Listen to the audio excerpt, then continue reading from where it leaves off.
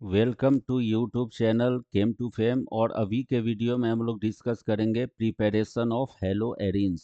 इसमें जो first method दिया है दैट इज फ्रॉम हाइड्रोकार्बन। ये हाइड्रोकार्बन को X2 हेलोजन के साथ रिएक्ट कराया जा रहा है in presence of iron and dark. तो इसका हम लोग मैकेनिज्म देखेंगे कि क्या होगा। पहले हम देख लेते हैं शॉर्टकट मेथड। शॉर्टकट मेथड क्या होगा कि ये जो हमारा बेंजीन रिंग है इसके साथ CH3 ग्रुप अटैच है, और ये CH3 ग्रुप जो है वो हो गया हमारा इलेक्ट्रॉन डोनेटिंग ग्रुप। और इलेक्ट्रॉन डोनेटिंग ग्रुप जो है वो ओरिएंटेशन देता है इलेक्ट्रोफाइल का ऑर्थो एंड पैरा। तो हम एक पैरा पोजीशन को लेकर के चल रहे हैं, तो ये कार्बन के साथ यहाँ पे हाइड्रोजन है अटैच। होगा क्या कि यहाँ पे जो इलेक्ट्रोफाइल मिलेगा हमें X प्लस, वो X प्लस इस हाइड्रोजन को सब्सटीट्यूट कर देगा। और हाइड्रोजन को सब्सटीट्यूट करने के बाद जो हमें प्रोडक्ट मिल जाएगा वो होगा कौन सा, यहाँ पे X। तो इस रिएक्शन का नाम है सब्सटीट्यूशन रिएक्शन। मतलब hydrogen is substituted bye halogen. और ये जो हैलोजन है वो आता है कौन सा फॉर्म में, तो इलेक्ट्रोफाइल के फॉर्म में आएगा X प्लस। इसलिए इस रिएक्शन का नाम हो गया हमारा इलेक्ट्रोफिलिक सब्सटीट्यूशन। और ये एरोमेटिक रिंग में हाइड्रोजन को सब्सटीट्यूट कर रहा है, इसलिए इसका कंप्लीट नेम हो जाएगा इलेक्ट्रोफिलिक एरोमेटिक सब्सटीट्यूशन। तो हमें शॉर्टकट मेथड ऐसा देखना है कि सबसे पहले ध्यान रखना है कि ये CH3 का नेचर कैसा है, डोनेटिंग ग्रुप। तो इलेक्ट्रोफाइल को हमें या तो ऑर्थो पोजीशन या फिर पैरा पोजीशन पे सब्सटीट्यूट कर देना है। हाइड्रोजन को हटा करके उसके जगह हेलोजन आ जाएगा इलेक्ट्रोफाइल के फॉर्म में। और ये हमें प्रोडक्ट दोनों मिल जाएगा, ortho product and para product. अब हम बोर्ड एग्जाम में अगर इसका 3 मार्क्स का अगर क्वेश्चन ये आ रहा है, तो इतना शॉर्टकट करने से हमारा काम नहीं है होगा। उसके लिए हमें थोड़ा सा इसका मैकेनिज्म लिखना होगा। तो मैकेनिज्म क्या हो जाएगा कि ये X2 मॉलिक्यूल आयरन के प्रेजेंस में इलेक्ट्रोफाइल देता है X प्लस। ये हो गया हमारा इलेक्ट्रोफाइल। उसके बाद हमें क्या करना है, यहाँ पे है CH3 ग्रुप और ये पाई बॉन्ड। सबसे पहले हमें इस इलेक्ट्रोफाइल को रिएक्ट कराना है। उसके लिए ये पाई इलेक्ट्रॉन डोनेट करेगा, और पाई इलेक्ट्रॉन डोनेट करने के बाद इस ऑर्थो वाले कार्बन के साथ ये हैलोजन आ जाएगा। और यहाँ पे हाइड्रोजन तो एक है ही, ये हमारा मिथाइल ग्रुप। और यहाँ से ये पाई इलेक्ट्रॉन डोनेट हुआ, इसलिए इस कार्बन पे बना देंगे प्लस चार्ज। और ये दो पाई बॉन्ड यहाँ पे प्रेजेंट होगा, ये दोनों पाई बॉन्ड प्रेजेंट रहेगा यहाँ पे। ये जो हमें इंटरमीडिएट मिला इसको बोलते हैं हम लोग सिग्मा कॉम्प्लेक्स। Sigma complex. और ये जो सिग्मा कॉम्प्लेक्स फॉर्म हुआ ये हो गया हमारा स्लो स्टेप ऑफ रिएक्शन, जिसको हम लोग बोलते हैं रेट डिटरमाइनिंग स्टेप। अब नेक्स्ट स्टेप क्या करना है, हमें एक बेस का यूज करना है। बेस, जो बेस यहाँ से H प्लस को एक्सेप्ट कर लेगा, और ये जो बॉन्ड का इलेक्ट्रॉन है वो चला जाता है फिर से रिंग में, और ये रिंग हो जाता है एरोमेटिक। तो एरोमेटिक रिंग हो जाने के बाद ये फिर से 3 पाई बॉन्ड को रिटेन कर लेगा, यहाँ पे CH3, और ये आ गया हमारा X। ये हो गया हमारा ऑर्थो हेलो टॉल्यून मॉलिक्यूल। तो ये जो बेस वाला रिएक्शन है एसिड बेस का, ये हो जाता है हमारा फास्ट स्टेप। तो मैकेनिज्म में हमें मेन स्टेप क्या ध्यान में रखना है कि पहले हमें इलेक्ट्रोफाइल को जेनरेट करना है। First step is generation of electrophile. उस इलेक्ट्रोफाइल को हमें ये ग्रुप के अकॉर्डिंग सब्सटीट्यूट करना है। ये इलेक्ट्रॉन डोनेटिंग ग्रुप है, इसलिए ऑर्थो पोजीशन पे हम सब्सटीट्यूट किए, जहाँ पे हमें एक इंटरमीडिएट मिला जिसको बोलते हैं सिग्मा कम्प्लेक्स। सिग्मा कम्प्लेक्स नाम क्यों पड़ा, क्योंकि ये कार्बन के चारों तरफ यहाँ पे सिग्मा बॉन्ड है, 4 सिग्मा बॉन्ड, इसलिए नाम रखा सिग्मा कम्प्लेक्स। ये स्लो स्टेप होता है, रेट डिटरमाइनिंग स्टेप होगा। और जो लास्ट स्टेप होता है उसमें बेस इस सिग्मा कम्प्लेक्स से H प्लस एक्सेप्ट कर लेगा, एसिड बेस रिएक्शन, और ये रिंग जो है वो अपने एरोमेटिसिटी को रिटेन कर लेता है। इसलिए ये हो गया हमारा फास्ट स्टेप, और सब्सटीट्यूटेड प्रोडक्ट मिल गया हमें। दूसरा जो कंसर्न हमें ध्यान में रखना है कि रिंग के साथ अगर यहाँ पे कोई ग्रुप लगा रहे और ये ग्रुप अगर है इलेक्ट्रॉन डोनेटिंग ग्रुप, तो वहाँ पे जो इनकमिंग इलेक्ट्रोफाइल है उसका ओरिएंटेशन होगा ऑर्थो एंड पैरा। अगर ये रिंग में जो ग्रुप अटैच है, ये ग्रुप हो गया अगर इलेक्ट्रॉन विड्रॉइंग ग्रुप, तो इनकमिंग इलेक्ट्रोफाइल का जो ओरिएंटेशन होगा वो होगा मेटा।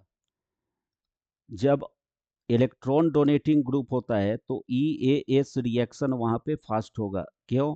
क्योंकि वहाँ पे रिंग एक्टिवेट हो जाता है, मतलब रिंग में इलेक्ट्रॉन डेंसिटी बढ़ जाएगा, इसलिए EAS रिएक्शन फास्ट होगा। अगर विड्रॉइंग ग्रुप प्रेजेंट हो तो रिंग हो जाता है डीएक्टिवेट। ये ध्यान रखना है, ये सारा वर्ड जो है वो हमें आंसर में लिखना पड़ेगा। रिंग होगा डीएक्टिवेट। डीएक्टिवेट का मतलब होता है कि रिंग में इलेक्ट्रॉन डेंसिटी कम होगा, और इलेक्ट्रॉन डेंसिटी कम हो जाने के कारण EAS reaction, electrophilic aromatic substitution reaction का जो रेट है वो स्लो हो जाएगा। तो ये सारे पॉइंट को हमें मेंशन करना होगा अपने आंसर में, जिसमें मैकेनिज्म बहुत इंपॉर्टेंट है। मैकेनिज्म का step, first step electrophile generation, second step sigma complex formation, third step substituted product का फॉर्मेशन। और एक सेंटेंस यहाँ पर भी ऐड करना होगा कि अगर डोनेटिंग ग्रुप है तो ओरिएंटेशन होगा ortho para, electrophilic aromatic substitution reaction का रेट इंक्रीज होगा क्योंकि रिंग एक्टिवेट हो गया, रिंग में इलेक्ट्रॉन डेंसिटी बढ़ जाता है डोनेटिंग ग्रुप के कारण। नेक्स्ट है कि अगर इलेक्ट्रॉन विड्रॉइंग ग्रुप है तो उसमें क्या होगा, ओरिएंटेशन हो जाएगा मेटा, रिंग होता है डीएक्टिवेट क्योंकि ये इलेक्ट्रॉन विड्रॉइंग ग्रुप रिंग से इलेक्ट्रॉन को अपने तरफ अट्रैक्ट कर लेता है, इसलिए रिंग में इलेक्ट्रॉन डेंसिटी कम हो जाएगा, जिसके कारण इलेक्ट्रोफिलिक एरोमेटिक सब्स्टिट्यूशन रिएक्शन का जो रेट है वो भी स्लो हो जाएगा।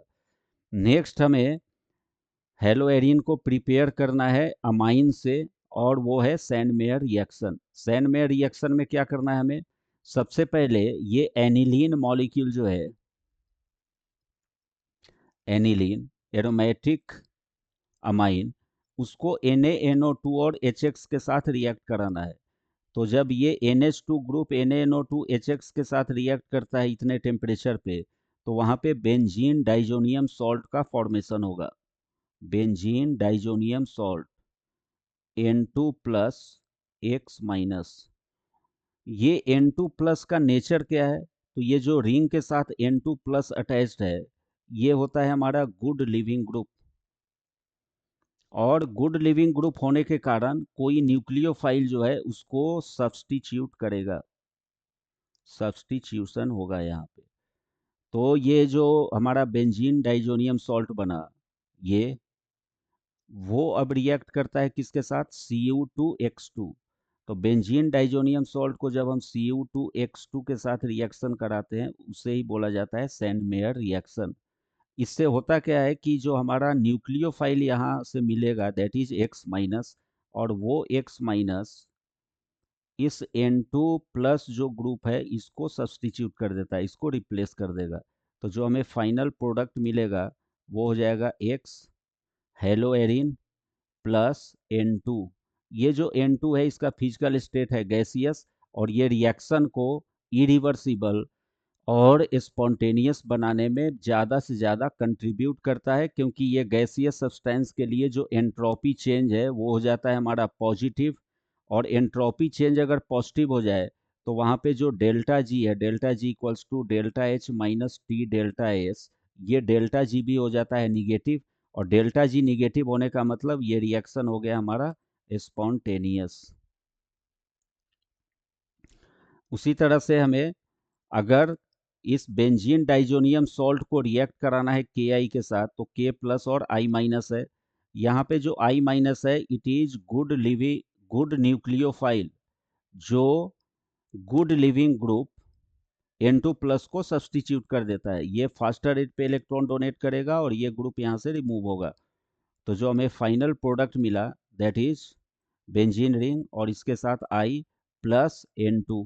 इसका भी फिजिकल स्टेट गैसियस है, और इसके लिए जो डेल्टा जी है वो निगेटिव होता है और रिएक्शन को बना देता है स्पॉन्टेनियस। ये दोनों रिएक्शन में हमें ये और चीज़ ध्यान में रखना है कि जब हम सैंड में रिएक्शन कराते हैं Cu2H2 के साथ, तो जो हैलोजन है वो होता है क्लोरीन और ब्रोमीन। अगर हमें आयोडीन यूज करना है तो वहाँ पे कॉपर का यूज नहीं करना होगा, क्योंकि I- का जो न्यूक्लियोफिलिसिटी है वो बहुत ज़्यादा होता है, इसलिए उसको कॉपर के साथ रिएक्ट नहीं कराया जाता है। वो हाईली इलेक्ट्रोपॉजिटिव केटायन K+ के साथ प्रेजेंट होगा। तो ये I- जो है वो अगर आयोडीन के साथ रिएक्शन कराना है तो कॉपर का यूज ना करके पोटेशियम का यूज किया जाता है, और वो आयोडोबेंजीन का फॉर्मेशन कर लेगा। तो दो मेथड जो एनसीईआरटी बुक में गिवन है फॉर प्रिपरेशन ऑफ हेलोएरिन, वो पहला है कौन सा, हाइड्रोकार्बन से, जहाँ पे मैकेनिज्म ऑपरेट होता है इलेक्ट्रोफिलिक एरोमेटिक सब्स्टिट्यूशन रिएक्शन, और दूसरा है अमाइन से, जिसमें हम सैनमेयर रिएक्शन स्टडी करते हैं, जहाँ पे हमें एनिलीन को कन्वर्ट करना होगा किसमें, बेंजीन डाइजोनियम सॉल्ट में, और कॉपर हैलाइड जो है वो X- न्यूक्लियोफाइल को जनरेट करता है और N2 को रिप्लेस करके एराइल हैलाइड का फॉर्मेशन करेगा। यहाँ पे ध्यान रखना है कि जो सैंडमेयर रिएक्शन है उसमें हैलोजन हमें लेना है क्लोरीन ब्रोमीन, और इस क्लोरीन और ब्रोमीन का जो कैरियर है वो है कॉपर। तो फिर ये क्लोरीन या ब्रोमीन जो है वो N2+ को रिप्लेस करके और उसके पोजीशन पे आ जाता है। इसका रीजन क्या है, N2+ is good leaving group. अगर हमें N2+ को रिप्लेस करना हो आयोडीन के साथ, तो वहाँ पे हम Ki का यूज करते हैं। तो इस तरह से अगर हमें हेलो एरिन का प्रिपरेशन करना है तो ये सारे मेथड का यूज हम मैकेनिस्टिकली कर सकते हैं। और इससे रिलेटेड अगर कोई डाउट हो आपको, तो आप हमें कमेंट बॉक्स में पूछ सकते हैं। और नेक्स्ट जो वीडियो हम प्रिपेयर करेंगे that will be based on properties of hello alkane and hello Erin. Thank you.